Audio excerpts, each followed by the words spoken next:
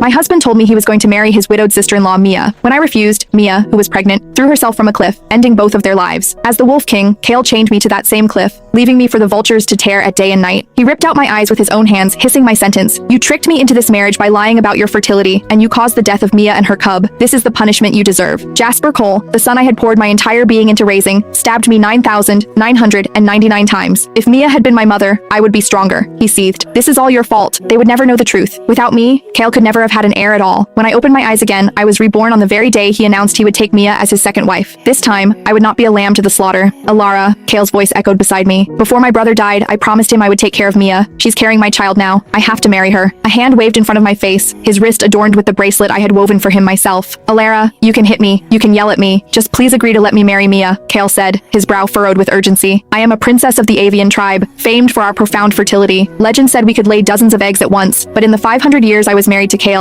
I had only ever laid a single egg, for our son, Jasper. Hatching him had nearly drained my life force completely, and Mia, originally my handmaiden, had somehow seduced Kale's brother, Eric, and become his wife. In just 200 years, she had laid 8 eggs, each cub growing up strong and exceptional. Rumors spread like wildfire that my famed fertility was a lie, that I had fabricated my identity only to marry the Wolf King. After Eric fell in battle, Mia immediately set her sights on Kale. It wasn't long before she was pregnant. I silently stared at the man before me. These hands had once shown me the greatest tenderness, and they were the same hands that had dragged me to hell. Suppressing the hatred churning inside me, I managed a faint smile. It's fine. Since you've made up your mind, I agree. Kale froze. Alara, are you serious? Jasper immediately jumped up with excitement. Mom agreed. Dad, go tell Mia. She'll be so happy. I lowered my eyes and nodded, a picture of submission, but my nails were already digging deep into my palms. Kale kissed my forehead and a chill ran down my spine. He took Jasper's hand and turned to leave without a backward glance. You get some rest. Jasper and I will go give Mia the good news so she can focus on the pregnancy. The moment the door closed, my strength gave out and I collapsed into a chair, an ache settling deep in my bones. I quietly gathered my power, a silver light forming in my palm. I sealed a secret message in a capsule and with a hidden incantation, sent it to the Tiger Clan. The wedding is in 7 days. I need your help. In my past life, Knox Reed, the heir to the Tiger Clan, had written to me when he heard Kale was marrying Mia, offering to help me escape. I had refused him. This time, I wouldn't make the same mistake. The moment the message was sent, the crushing weight on my chest finally eased. The door creaked open, and Mia walked in slowly, her belly slightly rounded. Alara, are you asleep? My face was a blank mask. What is it? She stopped a few feet away, the triumph in her eyes impossible to hide. Look at me. I'm already starting to show. Kale says this pregnancy might be triplets, maybe even quintuplets. Do you really think you can hold onto your title as the Wolf Queen? I gave a small, cool smile. If you wanted Kale, you should have just said so. I would have given him to you. There's no need to be so desperate to show off. It's unbecoming. The smile on Mia's face instantly froze. Her finger trembled as she pointed at me. What did you say? You think you're still a princess? You're nothing now, just a barren cast-off wife. At least I am the Wolf King's rightful wedded wife, I retorted with a sneer. That's better than scrambling to be the second wife, relying on a child of questionable origin to secure your position. The words hit their mark. The color drained from her face and her voice shot up, laced with tears. How could you say that? I'm carrying